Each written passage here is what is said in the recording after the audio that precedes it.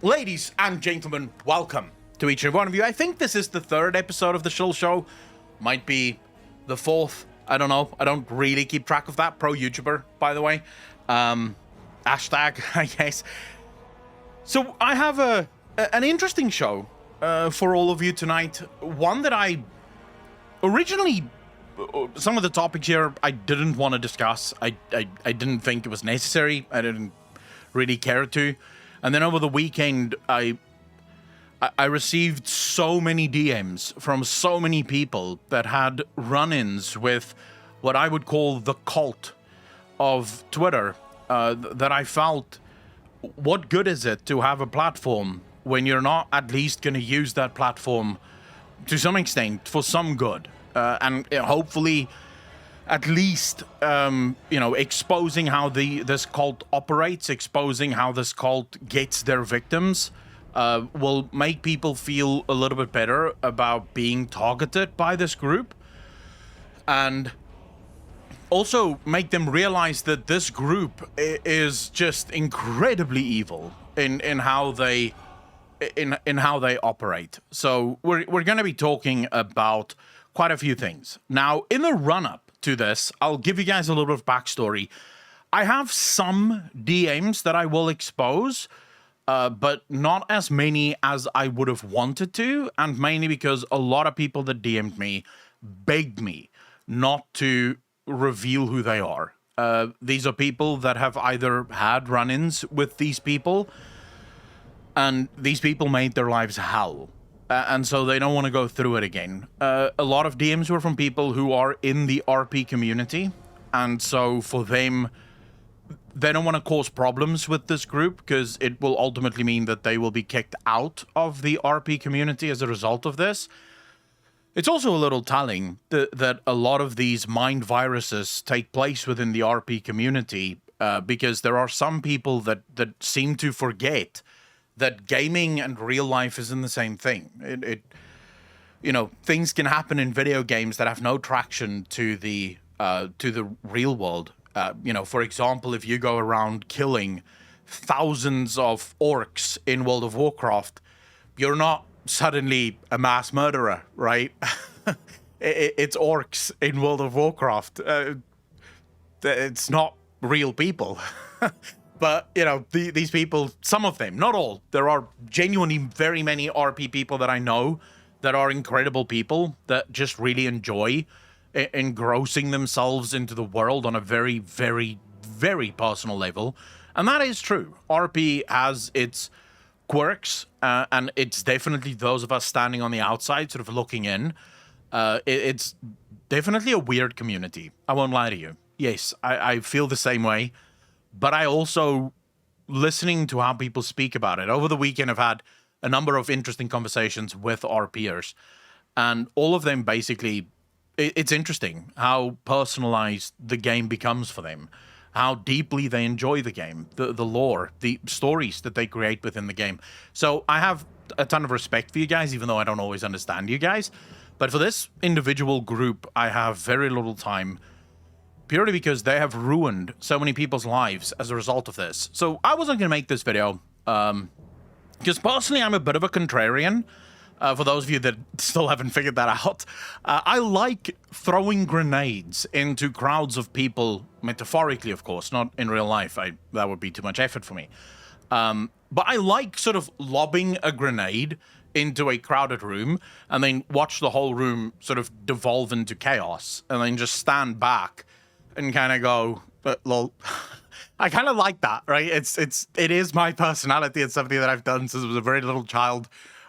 People got very angry at me at family gatherings and stuff like that because I would consistently say something, even if I don't believe it.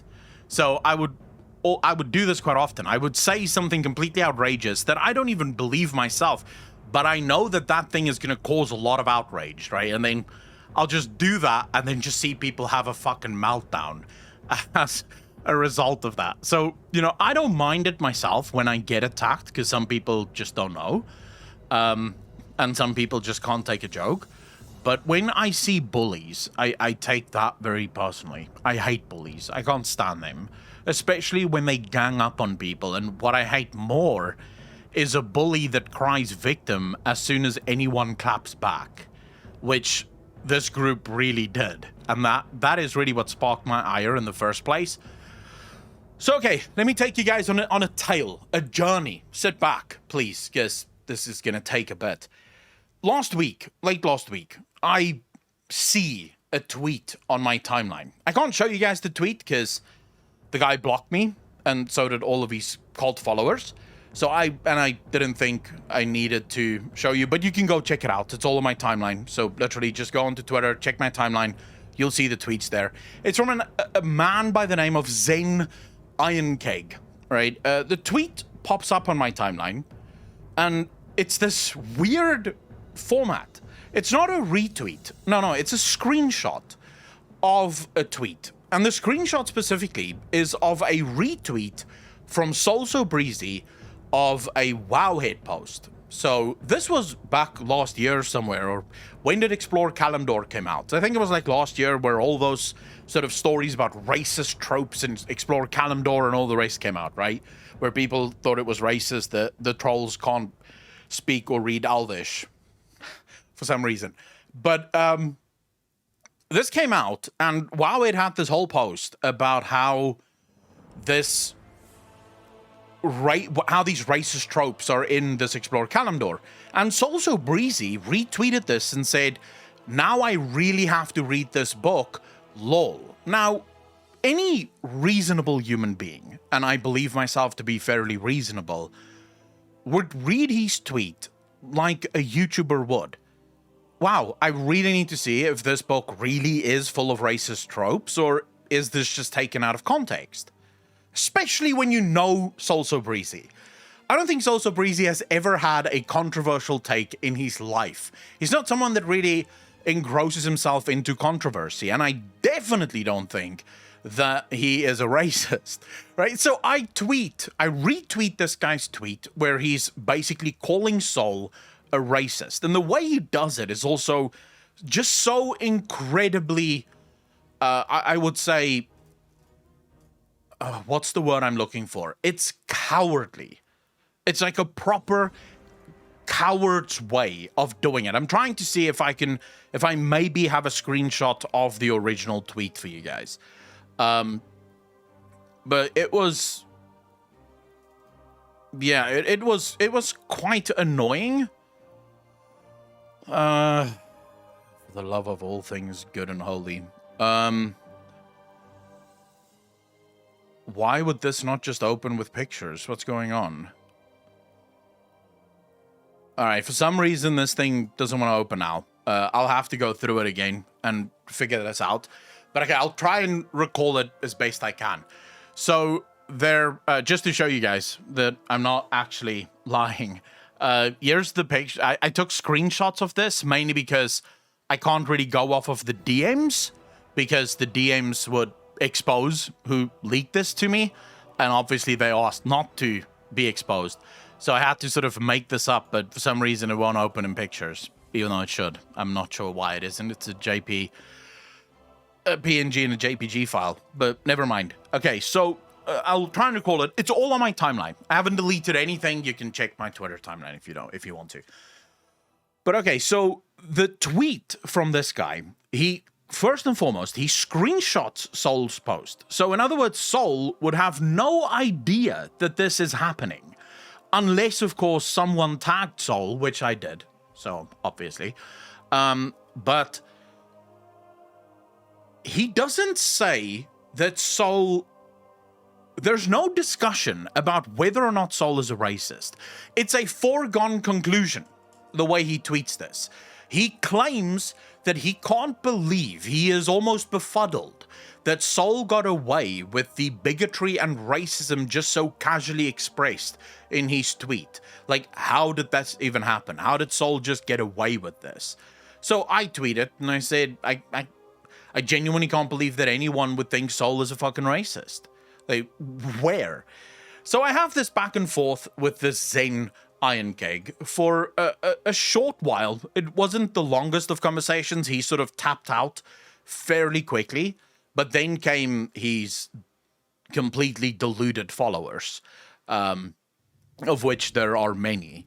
And they started to really jump into this. I'm just on my timeline now trying to find... Because they're all blocked me, so I can't even show you guys the posts. Every single one of them had blocked me at this point already. Because they have two plans of attack. There's two ways in which they attack people. Number one is... they hope to push you completely into submission, right? So they hope that their initial attack will completely punch you into submission. If it does not, they turn it around and they start claiming victim, right? So if you push back, if you clap back at any point, they claim victim. So this is the guy. It's called Zane Ironcake, right? Now, I've been informed since then that this Zane Ironcake and his followers are actually banned by quite a few people and blocked by quite a few people, and that this is a tactic that they employ quite often. This sort of mass attack. But they do it very, very, very cleverly. It's not so much...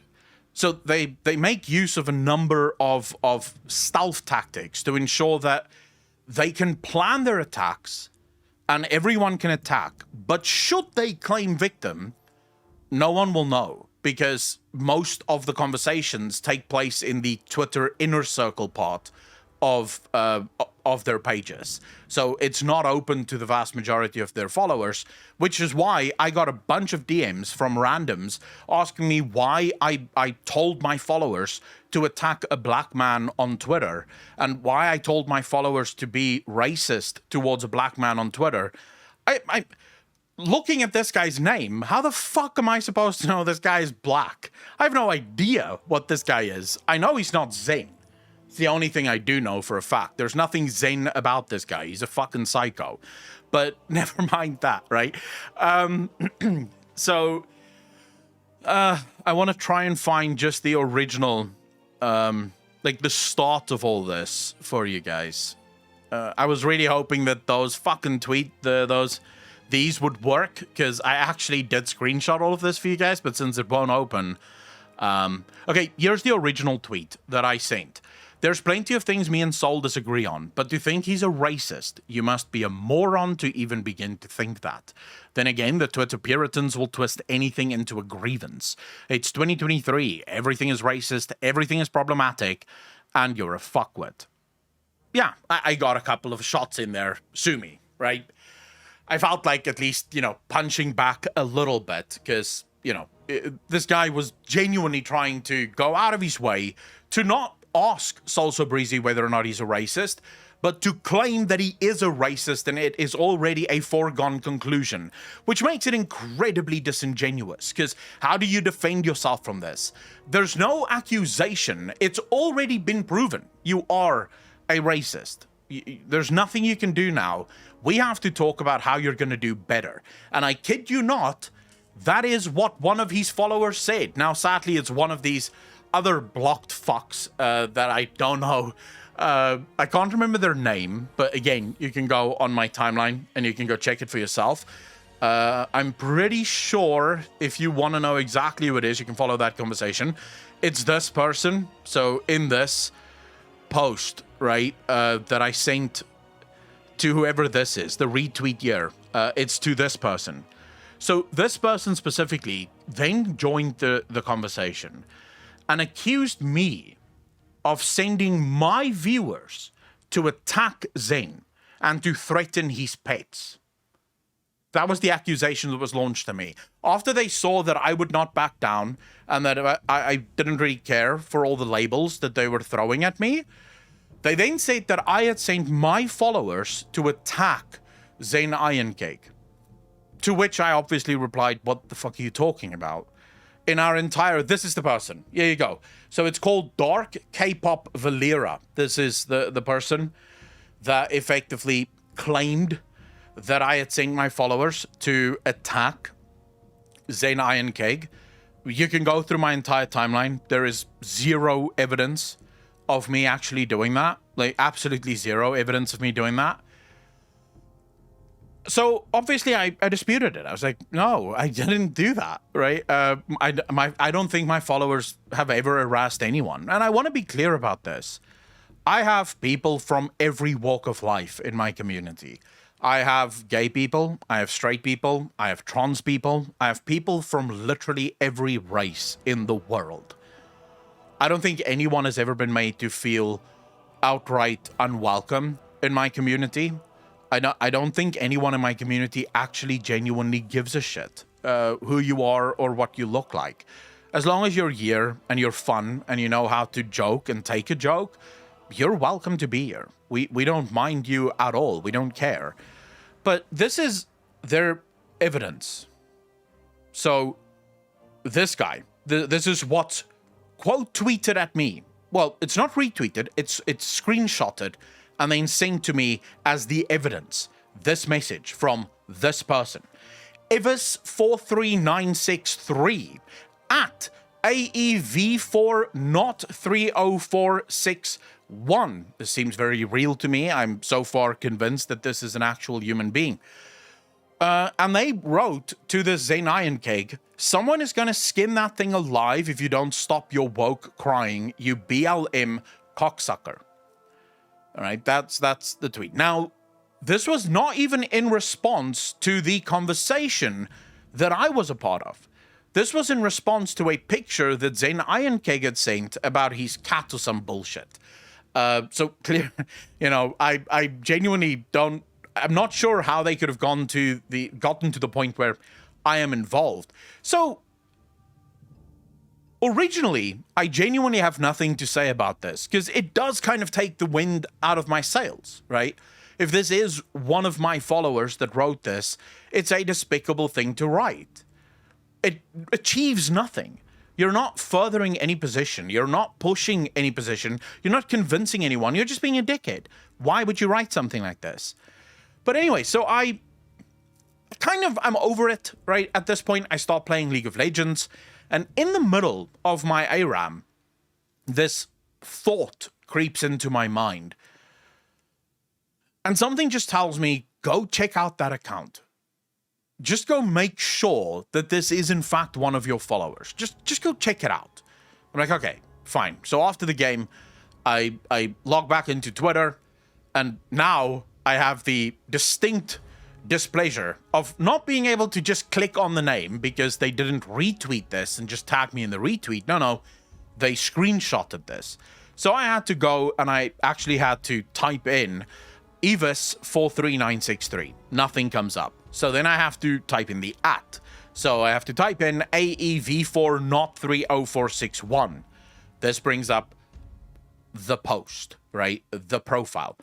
Something immediately struck me about this profile. The profile was created in March 2023, so a month ago, right? At the time of this happening, a month ago. It follows one person, and it has 0 followers of its own. It also has no tweets, no likes, no dislike, nothing. Nothing on this account. It's an entirely empty account. This is the only reply tweet that this account has. Just this. That's it. There's nothing else. It also, funnily enough, follows Elon Musk. And instantly, my mind's like, this is a plant. This was planted. It's not real. They couldn't find the evidence of me sending my people to attack anyone because I didn't. And because I believe that most of my community are adult enough to think for themselves. And most of my community, surprise, surprise, don't really care about Twitter drama that much. So they wouldn't give a fuck. Anyways, with that now fallen apart, with me basically calling them out and saying, ladies and gentlemen, I present to you the tactics of the unhinged, used as a gotcha to call out my community, but clearly a bot account created last month with literally one reply tweet to help them prove their point. Absolutely despicable people. They replied saying it was one of my followers that created the bot account to happen to make the tweet that proves their allegation, right? So it wasn't just it's somehow, right? One of my followers was stupid enough to make a bot account to literally prove their one point that they couldn't prove themselves. And you'll notice also that the accusation came very close to the tweet being made. So, just an interesting little tidbit there for most of you. This was planted, in my opinion. Now, I could be wrong. Maybe it is one of my followers, but I don't think it is. I think that this is exactly how these people operate. They make shit up, and there's a good reason for it. Before I get into the things that these people do and the way in which they operate, I need to explain to you where this comes from. Now, they get very angry when you do this, probably for good reason, because these people have no ability to draw similarities between different things. In their mind, something either is or it isn't. So I need to take you guys back about 400 or 500 years ago to the birth of the Anglican Church. And shortly after the creation of the Anglican Church, a man by the name of John Calvin starts a movement. This movement would eventually perpetrate some of the most evil things you have ever seen. But the movement itself was called the Puritan movement. Now, the Puritan movement is a lot of things, and it would take more than a single podcast to actually explain what the Puritan movement is and all of the things that it encapsulates. But the Puritan movement effectively disagrees with the Anglican Church on a number of things. They agree on some things, but on a number of things they think the Anglican Church isn't separating itself far enough from the Catholic Church, and that more should be done. Now, the Puritans have a very interesting belief, like a very interesting foundation from which all else sprouts. In modern-day Christianity, the belief is that the way you live, right, determines whether or not you go to hell or heaven. So if you live a good life and you're a good person, you will go to heaven. If you live a bad life, you'll go to hell. The Puritans don't believe this. The Puritans believe that you are born either going to heaven or going to hell. So it is completely predetermined where you go to. Nothing you do on earth can change that. Now, there are other religions at the time that believe something very similarly. So you are born either going to heaven or to hell. But those religions sort of go by the idea that you can do whatever the hell you want on earth because it doesn't matter. You are predestined to go to heaven or hell. The Puritans say no. Someone who is born destined to go to heaven will live as if they are destined to go to heaven. In other words, they will not have any sin. Now, anyone with half an IQ will realize how dangerous this becomes. So in other words, if you are destined to go to heaven, you will live without sin. If you are destined to go to hell, you will have sin. Now, of course, human beings have always been able to come up with serious justifications as to what encapsulates sin, right? As you can imagine. But anyways, the Puritans, much later on in their history, especially in America, but also very much in Europe and in the UK, would eventually become, I guess, more well-known for the witch trials. And very much their central core belief system is what ultimately led to the witch trials. You see, because if you are born predetermined to go to heaven, you will not be a witch. If you are born predetermined to go to hell, you could be a witch, right? But how do you know? Well, one of their things was kind of situated in one nowadays would call a little bit wacky. So, for example, you could never miss church. You could never get drunk. You could never do a whole slew of things, right? And all of these rules have to be adhered to at all times, unless, of course, you become a witch and become burnt. So, the stakes were pretty high to really stay in your fucking lane. But they started to run into some pretty serious problems. Because, well, according to them, and I'm skipping over a lot of history here because this is not actually a video about the Puritans, even though that would be a crazy cool video to make, because a lot of people don't actually know the history of the Puritans that well. But I'm skipping over a lot of things here. But they eventually started running into a problem because Well, sometimes the devil lies, right? The devil isn't always just plain evil. Sometimes the devil pretends to be a good person. So what do we do now? How do we catch the witches that are pretending to be good people? Well, remember, the starting point of this religion is that you are either going to heaven or going to hell, and nothing you do can change that. So they come up with a pretty interesting justification for wanting to burn witches. They say that if you are accused of witchcraft, you must be a witch. Firstly, God would never allow for his children to be accused of witchcraft. God would not allow that. But more importantly, if you accuse someone of witchcraft, you cannot be a witch, because witches would not accuse on themselves, right? A witch would not accuse another witch of being a witch. The devil would never work against himself, right? So as you can imagine, this is just a recipe for absolute disaster, because what it turns into is sons and daughters turning their own mothers over to the Inquisitions, because the only way for you to claim your purity is by accusing others of being impure. This is the only way you can save yourself.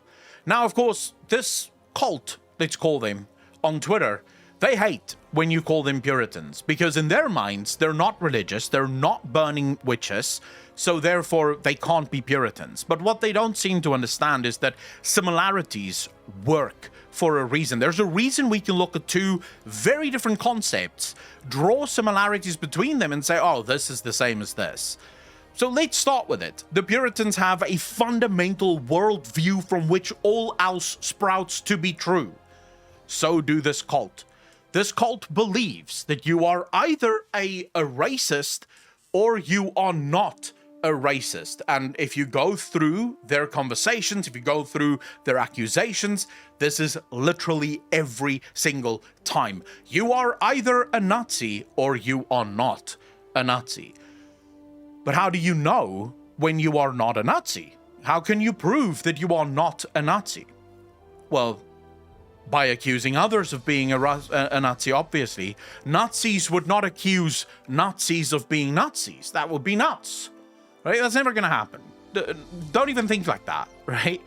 And so it becomes exactly that. I have to accuse everyone else of being impure because I myself am pure. And the only way to prove that I am pure is by accusing everyone else of being impure. Now, I have seen a number of DMs over the course of this weekend from people that used to be friends with Ironcag and his cult that had a single disagreement and had they were hounded out of the Twitter community. And every single time this happened, Zen Ironcag, if there was ever any clapback, Zen Ironcag would claim victimhood. He would claim that these people just don't want to leave him alone and they just keep attacking him and he doesn't understand why can't they just live their lives. This is such a small thing. But then in the behind the scenes, in a feature on Twitter called Twitter Inner Circle, he would fan the flames of his followers, of his cult, to keep attacking, I had people from his cult tell me that I should die. Literally, on his own posts, there are people saying, you know, my stance on this, enough talking, let's kill them all. Now, you want to talk about being attacked? I would say that is attack, right? But apparently I'm the one that sent my people to go bully him. He claims the victim, even though his inner circle conversations shows that he is spurring his followers on. So in his inner circle, he causes the shit. Publicly, he claims victim status. I just want to be done with this. Leave me alone. Why won't people leave me alone? And then behind the scenes, go. Let's fuck him up. There so many people showed me the DMs of stuff that had happened to them and to people that they like and people that they used to be friends with. And what's even more bonkers about this group is their inability, their absolute inability to function within truth. This is the most bonkers part of this entire community. They don't require evidence. The people that follow these people do not require evidence. As soon as an accusation is made, you show that you are not a racist by believing it. As I was called a racist when I defended Soul, because apparently only a racist would defend an accused of not being a racist, in fact, because the accusation alone is already evidence of. It's proof that you are a racist, in fact. I'll show you guys what I mean. And this actually genuinely did peeve me a little. Bale Samuel Thanosphos 6. It's kind of sad that he's also playing a warlock, because he could have been a cool guy, but instead he's a fucking dickhead. So, does nobody recall how Akelon mocked the people who brought the lawsuit forward and ridiculed the subsequent efforts to unionize to prevent laboral abuse and increase diversity? Is everyone recall capacity limited at what happened in the past expansion? I'm befuddled. There is not a single word in this entire message that is true, and I have video evidence of that. All you need to do is type into YouTube Akelon Blizzard lawsuit, and you will see I never ridiculed the people that suffered at the hands of the evil cunts that worked at Blizzard during the lawsuit. In fact, I made 2 or 3 videos calling out Blizzard's evil, showing people what the fucking people at Blizzard were doing, the evil Alex Afrigiabis of the world, what they were doing. I lost followers because people in my fucking community were going, actually innocent until proven guilty. And I was like, bro, how much more evidence do you need? You have a government department launching investigations. You have hundreds of employees coming out with actual evidence showing what these people had done, and you're still saying innocent until proven guilty. I'm sorry, I don't believe that this is the case. Most of the time, I absolutely agree with that. Innocent until proven guilty. But in this case, I think there is more than enough evidence. And as it turned out, almost everyone that was accused were actually found guilty in the end.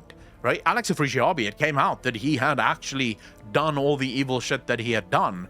And you know, absolutely probably should have had worse happen to him in the first place. But I have the actual video evidence that I never did any of this. I never did any of this. I never criticized the unionized effort. I simply said I don't like unions. But I didn't criticize it. I said, hey, if they want to unionize, more power to them. In fact, I'm a capitalist. Unions, in my opinion, is a form of capitalism. Workers should be free to unionize if they want to. That is capitalism, freedom for everyone. So I'm fully in favor of unions, even though I don't necessarily like them. I would never argue for them to go away. Increase in diversity? No. In fact, I was one of the people that said more diversity can actually be a very good thing. So again, I have video evidence to disprove everything that this fucking guy said, and yet that does not matter to these people. They believe it regardless, and then the lies just continue. Unless there was a long-winded notes app apology, I missed but doubt. Yeah, there was no apology because I didn't do any of the things that you fucking said I did. Then you have this Themagaman, whatever the fuck he is. Who the fuck is this person? I've never heard of them, and now all of a sudden I'm hearing about them. What an insightful tweet. Lore speculation YouTuber, listen to this, that had a more substantial following until after the lawsuit. That is so not fucking true. That is so not true. I had a more substantial following. My following is the exact same. It's exactly the same. I have the same amount of views in my videos. I have the same amount of people. In fact, my live streams are doing better than what they did before the lawsuit. So none of that is true, but never mind. Right? It goes on. People's memories and attention spans have dropped significantly over the past few years, so it's not much of a surprise this kind of thing happens more often, to be honest. No one does the research. No one looks into it. They just accept it. This is why I say this is a cult. This is a cult, and what makes this cult dangerous isn't because it happened to me. That's not why I'm bringing these people to light.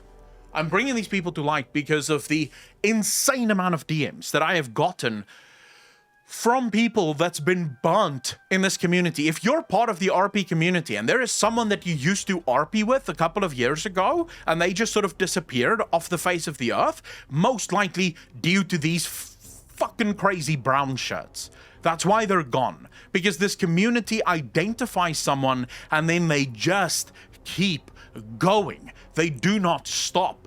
Either until they claim the victim status and then just slowly retreat from the original bullshit, or they get the person to completely break down and just leave.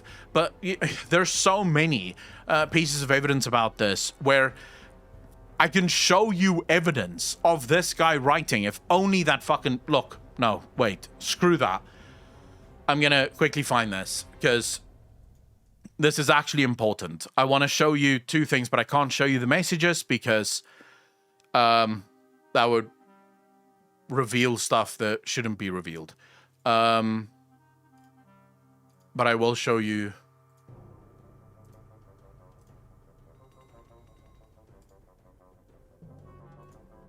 Okay. Just like this. All right. Take a look at this tweet, right? This is the person that accused me of attacking them. So Dark K-pop Valera, right? I wasn't really around for a lot of the things, but this whole I encourage harassment when people accuse me of things and calling people who call out race and Puritans is unhinged, right? All I said to Dark K-pop was, if you're gonna clap first, I'm gonna fucking clap back. It's as simple as that. If you want to start something, go for it. But I would be more than happy to finish it. I have no problem. And here I am finishing it, right? So fuck you. I am like a dog with a fucking bone, bro. If you really get me into a fight, I will go for it. But here we have Zen. Remember, these are the people that say that I send people to bully others, right? I send people to bully him. His own words, fam. To his inner circle, mark you, not to the public. So no one in public actually knows the kind of person this is. But here he is. I really enjoy making fun of stupid people publicly and encouraging others to do the same. It's not just a hobby. It's my passion. This is the kind of people that roam the streets of Twitter, that causes others to lose their joy of the game. Because these people are relentless. This is the kind of DMs that's sent to me. This is the kind of DMs that I got. So Zen Iron Cake, if you ever watch this, I want you to know something. You are not safe, my friend. You are not safe. Your own followers fucking hate you. Can't stand your guts. I've gotten so much on you. Just in last weekend. By the time this comes out, I'll probably have a lot more on you. So please, let's go. I could go a couple of rounds with you. Because here's the thing. I have a past, obviously, like everyone else.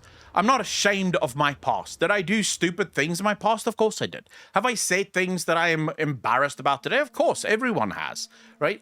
But I don't hide my past. I learn from my past. I have admitted publicly that I used to be racist when I was very young. And that if it wasn't for my dad, I probably still would be.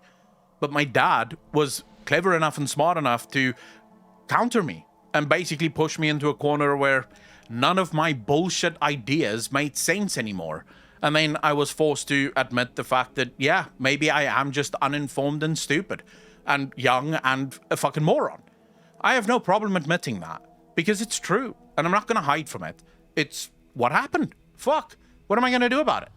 But I think you have a lot to hide, especially since most of who you are is never actually shared publicly. You hide it, and you share it only with your cult. And to everyone that is in this guy's cult, to everyone that unfollowed me over the course of the weekend, due to everything that's happened here with Zen Iron Keg, I want to ask you a huge favor. Please don't follow back. Please do not follow back. I do not need you in my community. I want people in my community that can question, that can think, that's intellectual. I don't want morons. So please stay the fuck away. Be part of your cult. Believe whatever the internet tells you. but do not join my community. Because in my community, I actually want people that can think for themselves and can go, where is the evidence? Show me the evidence. I'm not just going to believe because you tell me to. So thank you for being here. Thank you for spending whatever amount of time you did with me, but now you can fuck off. I've had enough of you. And with that, we're closing the book on Zen, Ironcake, and his followers, and opening the book on a whole new level of madness in the World of Warcraft sphere. We have to talk about the RP community again. No, this time we're going to talk about storytelling. This is very much up my alley. This is not so much drama. It's more a sort of maybe a wake-up call to some people. And the only reason that both of these single out the RP community is that it does seem like a lot of the problematic elements within World of Warcraft originate within the RP community. I feel very sorry for people that actually just RP for fun, because it does appear like you guys have a bunch of real weirdos in your community that seem to take the game just a little bit too seriously. So, over the last few months, there's been a concerted effort to purge World of Warcraft of what some in the community call problematic tropes. Just yesterday, Asmongold reacted to a video from someone claiming that killing the trolls in, what's the place called again? Stranglethorn? Forced them to take a break because, of the racism, right? Sort of in that. Which is wild, considering trolls are trolls, right? So I feel I need to explain to people how stories are written and how stories work. All right, so let's start from the beginning, as every good story does, right? We have to start at the beginning. In the beginning of any story, you're gonna have different characters within the story. And maybe if it's a good story, you're gonna have stories going from, you know, dwarfs, elves, humans, maybe subclasses of humans, subclasses of elves. Basically what you have in World of Warcraft, right? All stories, all great stories start with an idea. And the idea really works, but ideas can only take you so far before you start to sort of a need arises to start relying on what we call tropes in storytelling. Now, allow me to explain why you need tropes. Tropes can be better understood as story hooks. You need them in order to pull a community into your story. Without them, your community would feel completely removed from the story. They wouldn't feel as if there's anything like there's any reason to invest into this community. So you require tropes. There's a number of ways in which you can go about that. There's about 9 story tropes worldwide that we've ever found that seems to work with audiences all the time. Have you ever wondered why every Hollywood love story goes the same way? Have you ever wondered about that? Why every single Hollywood movie starts with boy meets girl, boy and girl dates, then boy and girl breaks up, and then later on they get back together and now they're married. Because it works. Turns out, if you try and tell a love story different to that, the audience just does not really mesh with it. It just doesn't hit with the audience. We don't know why. That just seems to be, humans seem to be, they want that. They want that safety. One such tool is to base characters on known cultures and known religions, as World of Warcraft does. If you look at the Titans, for example, they're very much based on Greek and Roman culture. Some of the Titans based on Egyptian culture, right? If you look, we have some of the Titan Keepers based on Egyptian culture, based on Norse culture. So we have different elements of real cultures within World of Warcraft, and they exist because if you try to come up with something new, number one, most likely wouldn't be able to, because it would be very difficult. But more importantly, it's easy for people to identify with something that they already know. It's much harder to get someone to care about something that they've never heard about, right? Even if you could come up with a culture that doesn't exist anywhere, that would be difficult because people don't know what to think about this because they've never heard of this before. Now, the same goes for the races in World of Warcraft. With the trolls, for example, Blizzard decided to go for a Haitian voodoo culture, very heavily steeped in Haitian voodoo religion. Why? Because it made sense. It made sense for what they wanted the trolls to be. It's a little bit more lighthearted, a little bit more dancing is very much part of their culture, and so it really fits with the Haitian thing, the theme that they wanted to go for. No. They decided they wanted to make it Haitian, and then that informed everything else about the trolls. But that's where it ended. That's where it ended. It was simply an inspiration. From there, the trolls became its own thing. Why is that necessary? Because how the hell do you create a race? It's not that it's impossible. It can be done. But to create a race from the ground up, using zero real-world inspiration, would take forever. Because you would first have to create a dialect. Now, the dialect usually becomes already pretty much a problem. Because of how the trolls speak, we automatically assume that they must be Haitian, right? There must be some kind of Haitian influence there. Some West Indies, Jamaican, Haitian influence, right? That would exist there. Imagine if the troll gods were titans. Suddenly it doesn't make a whole lot of sense. Like, their whole culture starts to be a bit weird. How would the trolls exist if who they served were titans? Makes no sense, right? So the reason we use the Haitian sort of inspiration is because it fits and it allows us to build the race out to where it makes sense to everyone. But Lord Kenyo actually good word there. It's a reference. That's it. Once it's been created, it exists on its own now. It is no longer the same thing. When Blizzard sends you to kill 500 Haitians or 500 Jamaicans, trolls, by the way.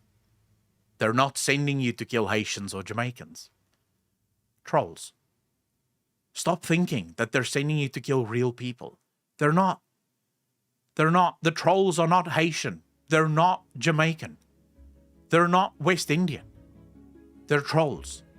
In a fantasy world. Yes, those races and cultures were used to reference in order to build the troll culture. But once it was established, it's over. It no longer matters. Because Blizzard isn't creating quests thinking, how can we make the Haitians look silly today? No, they're building quests. What can we do with the troll empire? And then you have these people in the RP community that seems to be taking this shit way too seriously. There are genuinely people right now in the RP community that believes that these kinds of things is racism. The Blizzard telling you to go kill a bunch of trolls in Stranglethorn Vale is racism. And not only is it racism for you to kill the trolls and not at least take care of it, or at least keep it in your mind, right, that you are being very racist, which, by the way, they expect you to do. It's more informing on the racism from the developers, the writers. It's the writers that are racist. Do you think the modern day writers of World of Warcraft, whenever they write a troll story, is thinking, through the eyes of the Haitian or the Jamaican people? Do you truly think that that is what they're trying to do? All it does is showcase your own racism. Your inability to just enjoy the game and instead see everything through the lens of race and somehow not realize how incredibly racist that is. It's not how it was meant to be. It's never how it was meant to be. You seeing it that way is creating a massive problem within the WoW community, because what are the writers going to have to do next? Like, how much of our story is now going to be the writers tiptoeing around this community that just seems to be losing their fucking minds at everything that sort of informs on something that they might think is wrong? And remember what I said earlier to you guys. The accusation is proof enough of your racism. If they accuse you of it, you are automatically guilty of it. I feel very sorry for the writers of World of Warcraft right now, because they are the ones that's going to have to deal with these people, and it is ridiculous. I see it. I don't know why I keep seeing this pop up on my Twitter feed, but it is everywhere.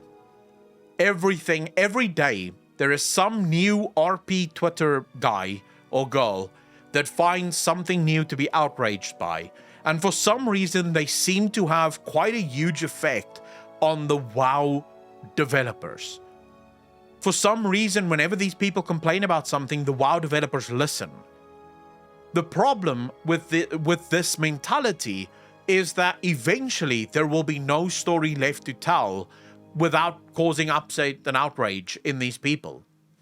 Because they seem to find racism tropes or racism in every single thing that happens.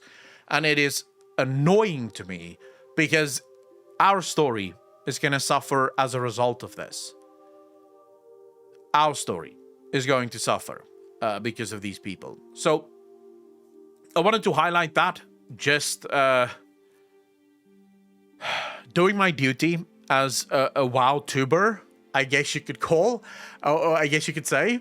It's important, I think, that at least to some extent an eye is kept on that. Would you guys like to talk about some actual lore? You know, let's just move away from this bullshit and let's talk about some actual lore that isn't causing all of us to want to kill ourselves, right? I think that's a good idea.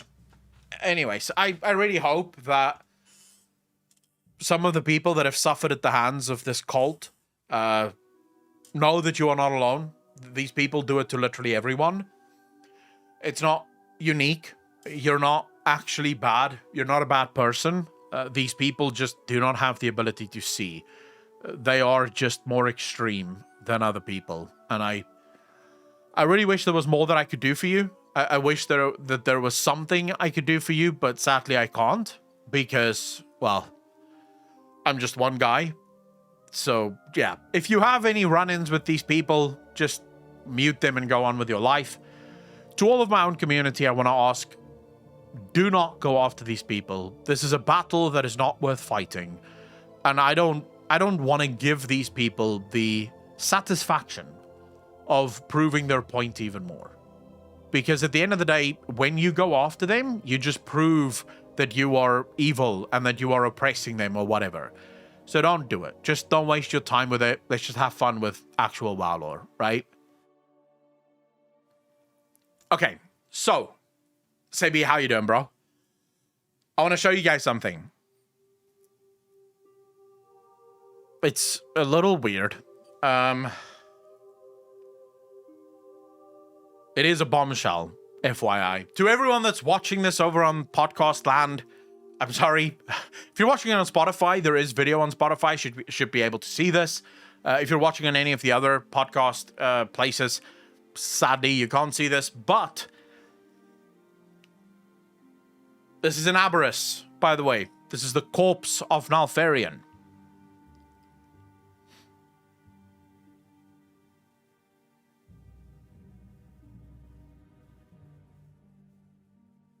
And this is, I think, a little wild. Yeah, this is the Nalfarian that we fight inside Aberrus. When you kill him, he becomes a faceless one. Now, many people have already sort of started running with this idea that Nalfarian is actually a faceless one, and that the real Nalfarian may actually be a faceless one as well. Big shout out, by the way, to Mr. GM for catching this. really good job to him. Let's explore the different sides of this issue. So first, let me sort of speak to the people that believe that maybe Nalfarian may not be dead. Maybe Nalfarian is actually a faceless one, and the real Nalfarian is somewhere, maybe locked up somewhere, and maybe that's why Nalfarian did the things that he did, because it was never actually him. It's a risky move, especially considering what we saw with Shadowlands, where Blizzard sort of tried to reinvent all the things that had happened in Wrath of the Lich King through the eyes of the Zuval now, rather than, as it has always been. So it is risky, and I personally don't think Blizzard should do that, if I'm very honest with you. I think it's going to backfire, if I'm honest. It could happen. I can definitely see a world in which that could happen. But it is far more likely that this faceless one is only there, and this is what I believe, to prove or to show just how far Nalfarian had already fallen by the time that Aberrus was in full swing. Remember, we've been talking for a while now about how corrupt was Nalfarian actually, by the time that the Dragon Isles were closed. So by the time that the Dragon Isles closed itself to the dragons, how far gone was Nalfarian already? Was he in the beginning phases of his corruption? Was he already fully corrupt at this point when he did the experiments with the armor to contain the Shadow Flame, with the Shadow Flame? How far along was he?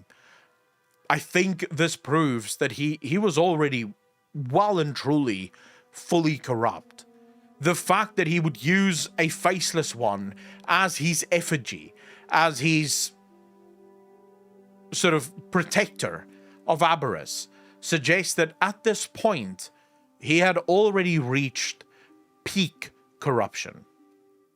So there is a very real chance that none of the things Deathwing had done, at least in the modern world of World of Warcraft, was Nalfarian. It was all God Nalfarian. I wanted to share this with you guys. It wasn't actually part of tonight's show. It wasn't what I had planned originally, but when Mr. GM dropped this literally before the stream, I thought I at least have to show you guys, right? I would be remiss if I didn't at least point this out to you guys. I'll have a think about it a little bit more, and I will probably during the week come back at you with more speculation theory. I really didn't have a lot of time. Like I said, I literally saw this just before the stream went live, and then retweeted it so that I wouldn't forget. But I will have a think on this, and I'll get back to you guys as to what exactly I think happens here, especially since I'll now have the opportunity to play through 10.1 from tomorrow, so I'll be able to actually see what this story is all about and where this story is or is going. So yeah, looking forward to that. Let's get on to the main topic of conversation tonight. It's something that, as you guys know, because you've been here for 2 episodes already, we've been grappling for a bit now with the Morozond timelines, Old Gods, Titans, the whole storyline. Mainly because Dragonflight is all about that. Right? Everything about Dragonflight is about the Old Gods, the timelines, Nosdormu, Morozond, and the Titans. I know that on the surface, it looks like everything is about the Dragonflights, and you'd be forgiven for thinking that, but when you really start diving into the stories, it's more about the involvement of these outside forces in the Dragonflight story than it is about the Dragonflights themselves. The Dragonflights themselves seem to just serve as a vehicle to get to these other stories. And I do think that that's going to become more clear as the expansion goes on. We're going to start dealing more and more with Old God and Titan threats. I want to talk about the creation of Morozond. How does that happen? And what exactly happens when Morozond is created? Because we know that it's coming, and it's coming faster than what most people might imagine. first we have to talk about the timelines. What is the timelines? When did it come into creation?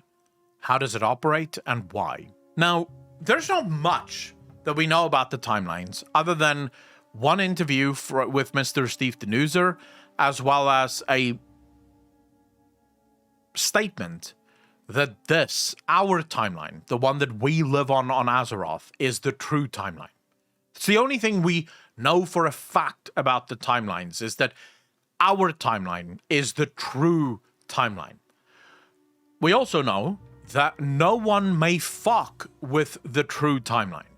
Nosdormu and the Bronze Dragonflight, even Amanthul, they may change and sort of involve themselves in the happenings and the sort of goings-ons of other timelines, but they may not screw with the main timeline. This is why when we went back in time to Draenor, we went to alternate Draenor. It wasn't the Draenor of our past. It was the Draenor of another timeline's past. We could not go back to our Draenor's past. For some reason, this is illegal. We don't know where the timelines come from, what bore all of these timelines, but I always like to look at lore through the lens of why. So whenever I look at the creation of something, I try to do the same thing that we do in science, in the real world. We ask the question of why does this thing exist? Because for everything to exist, for something to exist, there must be a reason for its existence. So why would the beings called the First Ones or even the Clockmaker need multiple timelines, when these multiple timelines tend primarily to create a lot more trouble, especially considering the cycle that they have? Now, we could argue that the reason for the multiple timelines is more anima, right? Because if you took all of the mortals that exist on our timeline, not just on Azeroth, but literally everywhere, if you took all of those mortals and you took all of their anima, and then you multiplied all of that anima by, say, 10,000, depending on how many timelines there are, suddenly much more anima. But this sort of kind of a little falls apart with Steve Denuser, right? Where Steve Denuser explains that all of the timelines sort of act as strands within a rope. So if you take a rope, just a normal rope, you'll know that it is made up of little tiny strands, okay? Sorry, my voice is fucking going.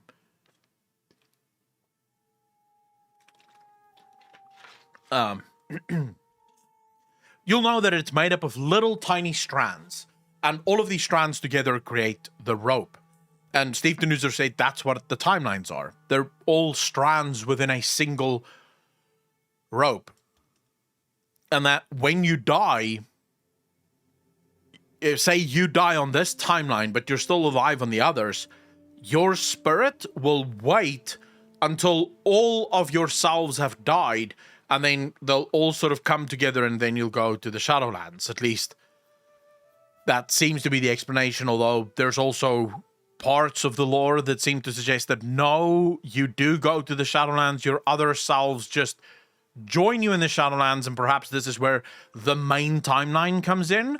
Which memories will you hold within the afterlife? Well, the memories of the main timeline. So all of the other timelines will be lost to you. Only the main timeline's memories will prevail.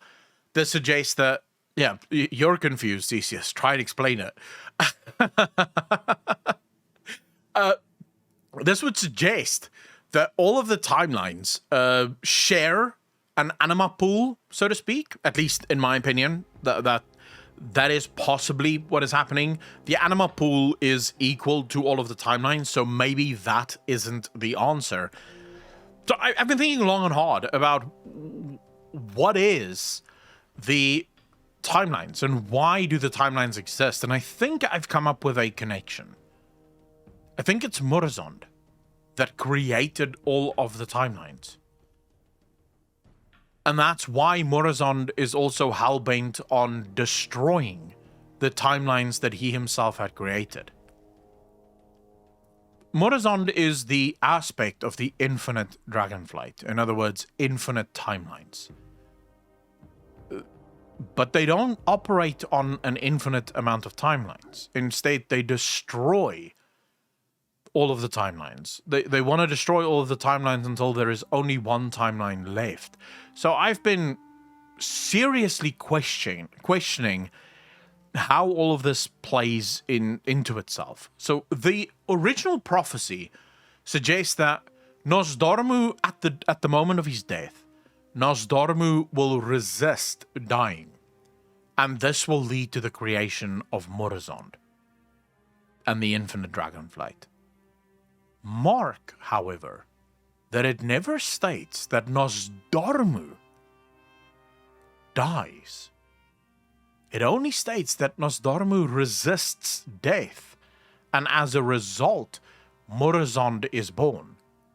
Up until now, I've been operating under this belief that Nosdormu ceases to exist and that Morozond is created in his place. So Nosdormu literally becomes Morozond. But what if that is not what happens?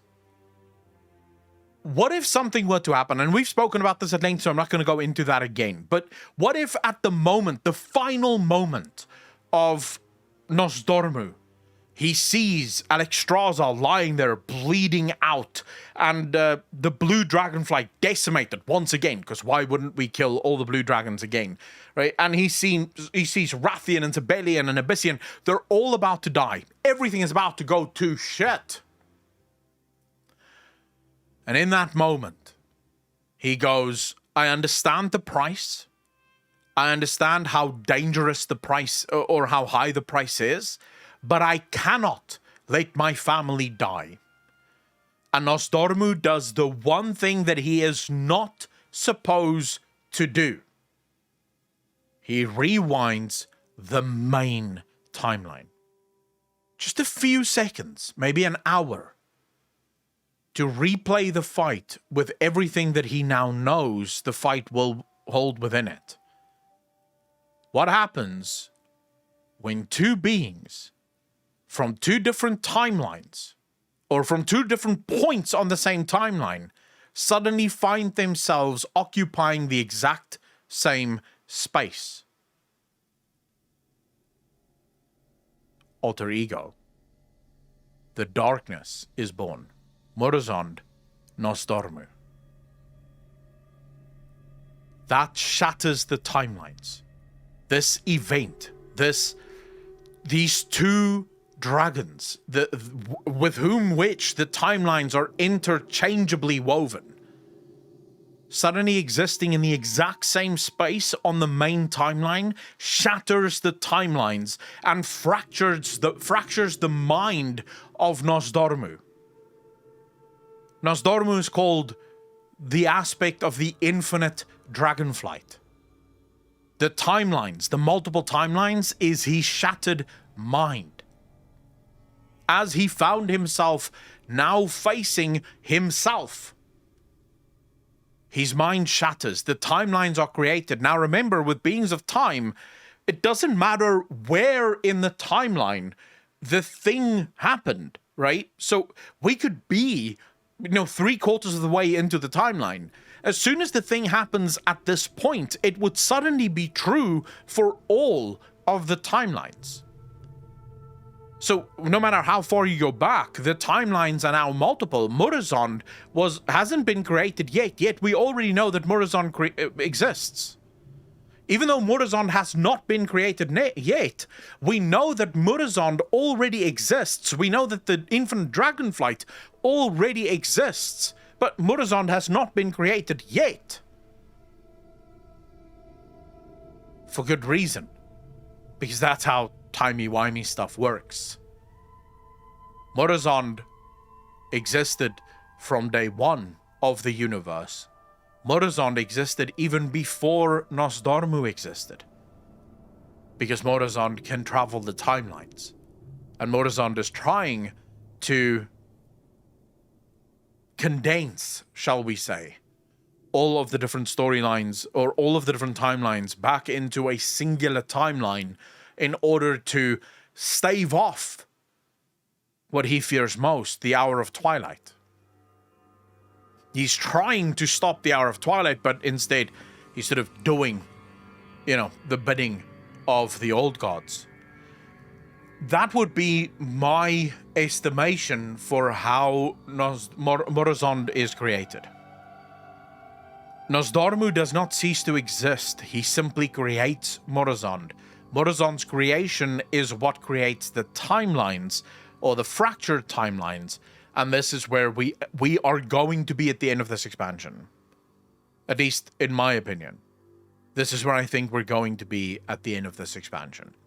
With the creation of Morozond, and now Nosdormu and the Infinite Dragon... and the Bronze Dragonflight fighting for their lives against the unleashed Morozond, who can now finally be in our timeline. There's a good chance as well, and this is just absolute hate canon, like most of what I just said.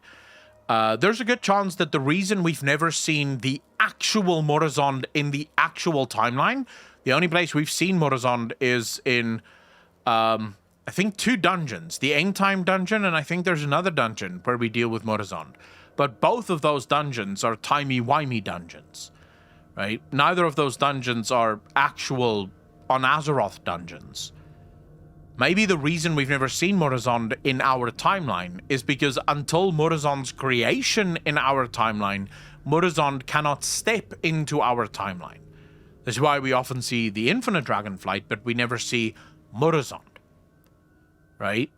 Outside of the 2 dungeons, End Time, and I can't remember what the other dungeon was.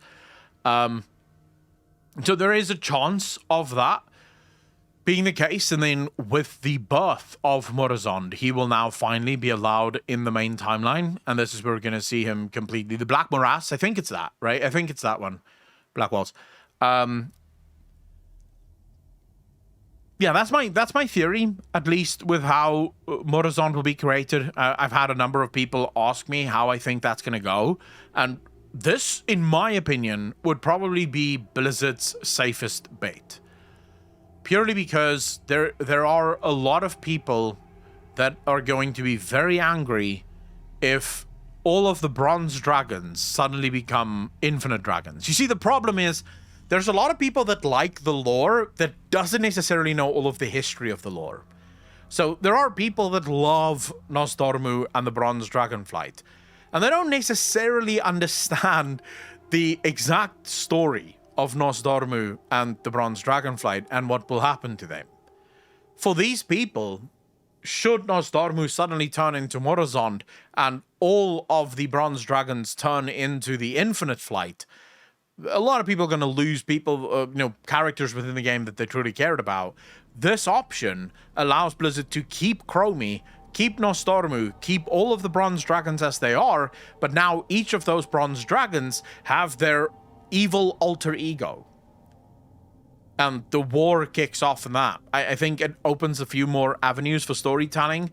It's not as limiting because you're not losing a character, you're simply gaining a character. And overall, I think it could be very interesting to explore the storylines in that way. So that's my prediction. That's what I think is going to happen. Now, to the obvious question that would almost immediately come from said conversation. What about Aman'Thul? He's a Titan. He's the Titan that has power over the Timeways. Why would he do that? Knowing what will happen to the timelines, right? Why would he do that? To that, I would argue the Titans' biggest weakness have always been order. Has always been their sort of creation, the way they think about things. The Titans view every problem of our world through the lens of order, right? That's all they're here to do, is to create these pockets of order and to ensure that no chaos reigns. I have another theory that I'll quickly share with you guys. Azeroth